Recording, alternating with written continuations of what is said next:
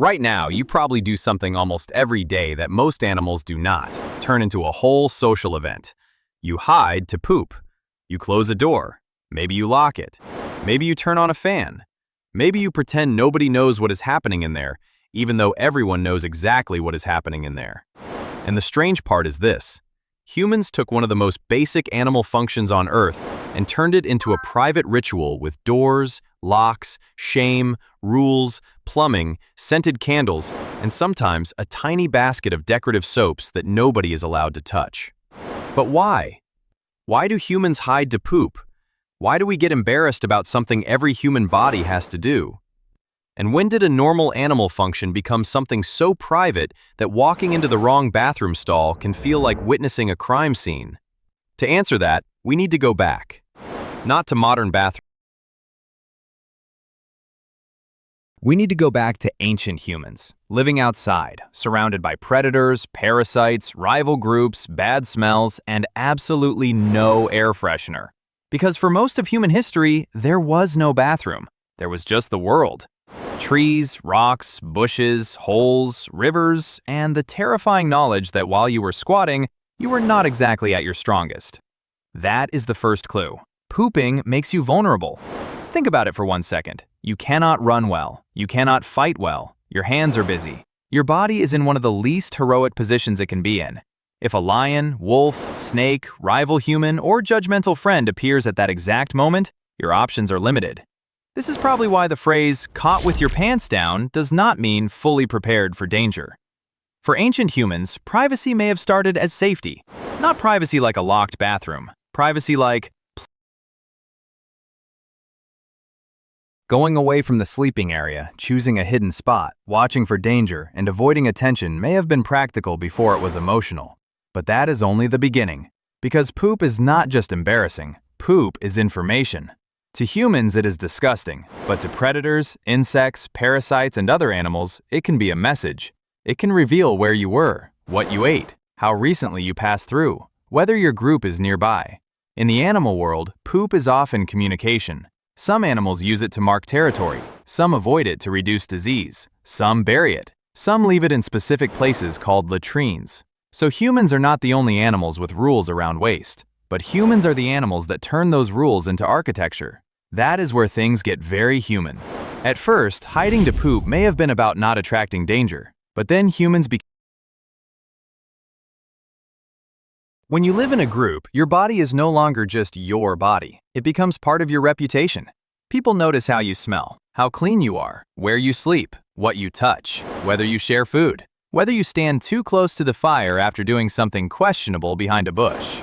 In a small ancient group, hygiene was not just personal, it affected everyone. If one person contaminated food or water, the whole group could get sick. And this is the second big clue. Poop spreads disease. This is not just a modern germ theory problem. Even before humans understood bacteria, viruses, parasites, or fecal-oral transmission, they could notice patterns. Bad smells, dirty water, flies, sickness, stomach pain, dead animals, contaminated food. Ancient humans did not need microscopes to realize that some things were dangerous to touch, eat, or sleep next to. The human disgust response may have helped with that. It is part of what researchers sometimes call the behavioral immune system. Basically, your brain tries to keep you away from things that might make you sick before your actual immune system has to fight them. Rotten food, mold, vomit, open wounds, body waste. Anything that makes your brain say, "Nope, absolutely not, we are leaving."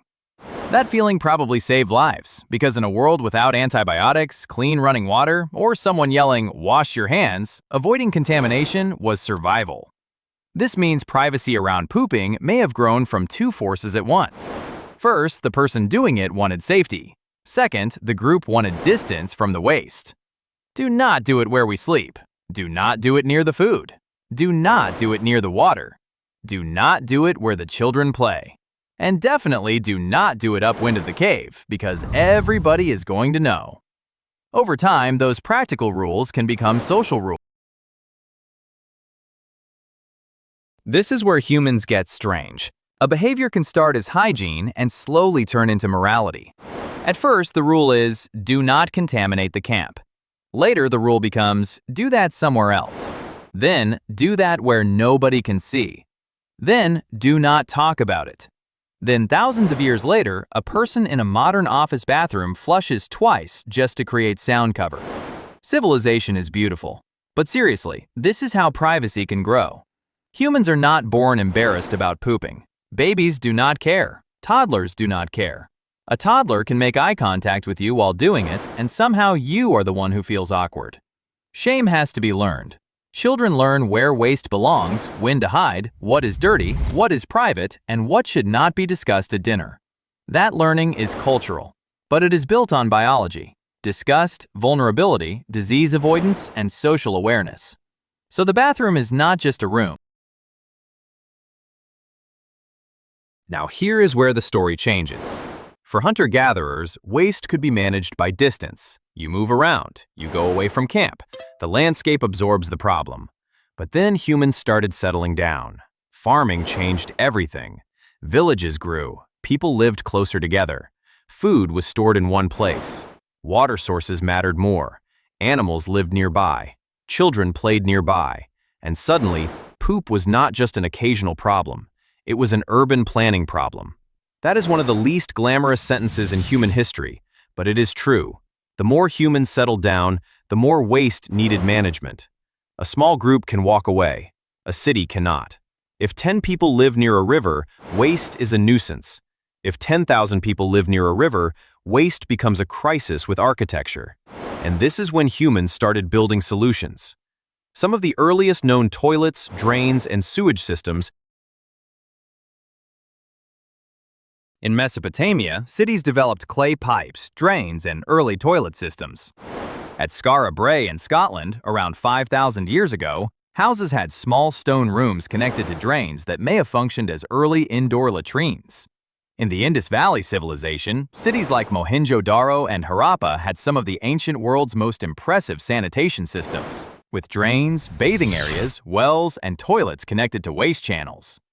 Think about that. Humans had not invented smartphones. They had not invented pizza delivery. They had not invented the tiny paper signs that say, employees must wash hands. But they were already designing systems to move poop away from people. That tells you how serious the problem was. Sanitation is not a luxury feature of civilization. It is one of the foundations of civilization. You can build a palace, a temple, a wall, or a market, but if you do not handle. So the history of toilets is not just the history of bathrooms. It is the history of humans trying not to poison themselves with their own success. Very inspiring. But notice something important. Early sanitation did not automatically mean privacy. A drain can remove waste. A hole can keep the ground cleaner. A ditch can protect the water. But none of those things explain why modern humans act like the bathroom is a secret government facility. That part came from another human invention. Personal space. As homes changed, rooms became more specialized. There was a place to sleep, a place to cook, a place to store food, a place to receive guests, and eventually, a place for the body to do the thing nobody wanted in the middle of the room. The more people separated life into clean spaces and dirty spaces, public spaces and private spaces, the more the toilet moved into its own little category. Not just outside the house, not just away. Because when you are around other people, you are performing a version of yourself. Then the bathroom door closes and the performance gets a 5-minute intermission. That is why the bathroom feels different from almost every other room. It is private, but not romantic. Necessary, but embarrassing. Ordinary, but forbidden. Everyone uses it, and everyone politely pretends they do not know why. But privacy was not the same everywhere. In some ancient societies, toilets were more public than modern people would like. The Romans, for example, had communal latrines. People could sit near each other, talk, and handle business in a way that would make most modern humans psychologically leave their bodies. For them, the shame rules were different. The body was still the body, waste was still waste, but the cultural meaning of privacy was not identical to ours. This is important. Humans did not. There was no ancient committee meeting where everyone said, "From now on, we shall be weird about this." Different societies built different rules. Some treated elimination as more public, some more private. Some separated by class, some by gender, some by purity rules, some by religious ideas, some by simple practicality. But over time, especially as homes, cities, plumbing, and ideas of personal space changed, the private toilet became one of the most powerful little rooms in the modern world. And it really is powerful. A bathroom has a door, a lock, water, a drain, light, sometimes music, sometimes a phone, which means the modern bathroom has become part toilet, part library, part escape room, and part emotional recovery chamber. People do not only go there to poop, they go there to hide from parties, to breathe during work, to check messages, to avoid relatives, to have one tiny room where nobody is supposed to ask. The ancient human hiding behind a tree for safety became the modern human hiding in a bathroom for social survival. Same instinct, better tiles. But there is another reason privacy matters. Pooping is one of the few things that makes everyone equal. Kings do it, warriors do it, priests do it, influencers do it, although they probably use softer lighting. Every human body has waste, and because it is universal, it can threaten status. Humans like to appear controlled, clean, powerful, attractive, above the animal world. But pooping reminds us that we are not floating minds made of opinions and skincare routines. We are bodies, messy bodies, digestive systems with dreams, and that is uncomfortable. So we hide it, not only because of smell or disease, but because it punctures the performance.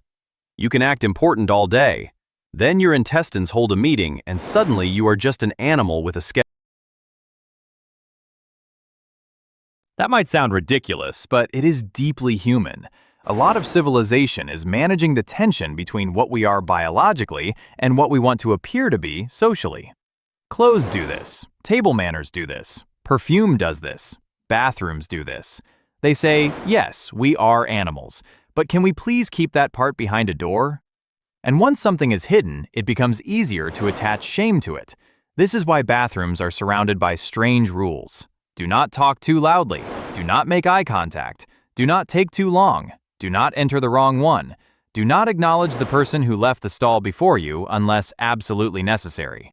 There are no written laws for some of this. Everyone just somehow knows. That is culture. Invisible rules around a biological fact. But here is the weird twist. Privacy can also protect dignity. It is easy to laugh at bathroom shame because it is funny, but the ability to handle bodily. When people are sick, imprisoned, homeless, elderly, disabled, displaced, or living without sanitation, privacy becomes precious. A private toilet is not just comfort, it can mean safety, health, control, humanity. That is why sanitation matters so much. Not just because waste smells bad, but because unmanaged waste spreads disease, contaminates water, attracts insects, and strips people of privacy. The private bathroom is one of those modern things that feels ordinary until it disappears. Then you realize it was holding up half of civilization. So why do humans poop in private? There is not one answer. There are layers. We hide because we are vulnerable. We hide because waste can attract danger. We hide because poop spreads disease. We hide because disgust helped our ancestors avoid contamination. We hide because social groups create rules. We hide because shame teaches children where the body belongs. We hide because privacy protects status, dignity, and the illusion that we are slightly less animal than we really are. And that is the funny part. Pooping is one of the most natural things humans do, but hiding it is one of the most human things humans do. Other animals defecate. Some bury it. Some mark territory with it. Some avoid it. But humans built doors, drains, pipes, locks, etiquette, jokes, insults, laws, and entire sanitation systems around it. We took a biological necessity and wrapped it in engineering, shame, comedy, and culture. That is basically the human story in one bathroom. Nature gives us a problem. We build a room around it. Then we pretend nobody knows why we went in there. So the next time you close a bathroom door, remember, you are not just being polite. You are participating in an ancient survival strategy. You are avoiding predators that are mostly gone. You are following social rules written by thousands of years of disgust, danger, settlement, and shame. And you are doing something almost every human before you had to figure out in some form. From a bush outside a cave, to a drain in an ancient city, to a modern bathroom with a lock and a scented candle, the goal has always been the same. Keep the mess away. Keep the group safe. Keep a little dignity. And if possible, make sure nobody hears anything.